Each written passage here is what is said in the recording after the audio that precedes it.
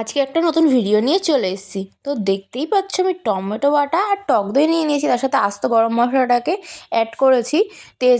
তেজপাতা আর পেঁয়াজটাকে কড়াইতে ভেজে নিচ্ছিলাম, তো তার মধ্যে দিয়ে দিয়েছি। তো টমেটো বাটাটাকেও দিয়ে দিয়েছি, লঙ্কার গুঁড়ো, হলুদ আর একটু লবণ দিয়ে দিয়েছি। দিয়ে কিছুক্ষণ নাড়িয়ে নিয়ে তারপর ধনের গুঁড়ো, জিরের গুঁড়োটাকেও দিয়ে দিয়েছি। দিয়ে কিছুক্ষণ নাড়িয়ে নিয়ে চিকেনগুলোকে দিয়ে দিয়েছি।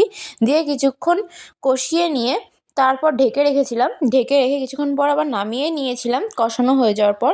তারপর দেখতে পাচ্ছ আমি কড়াইতে তেল দিয়ে জিরে বাটা, আদা বাটা, রসুন বাটা আর একটু কাজু বাটা আর একটুখানি পোস্ত বাটাও দিয়ে দিয়েছি। তার সাথে টক দইটাকে দিয়ে দিয়েছি, চিনি দিয়ে দিয়েছি আর একটু চিকেন মশলাও দিয়ে দিয়েছি। দিয়ে কিছুক্ষণ ঢেকে কষিয়ে নিয়ে তারপর তার মধ্যে জল দিয়ে দিয়েছিলাম আর নামানোর আগে একটু গরম মশলাও দিয়ে দিয়েছিলাম। তো খেতে কিন্তু দারুণ হয়েছিল। তোমরা বাড়িতে একবার ট্রাই করতে পারো, আর লাইক, কমেন্ট, শেয়ার করতে ভুলো না কিন্তু।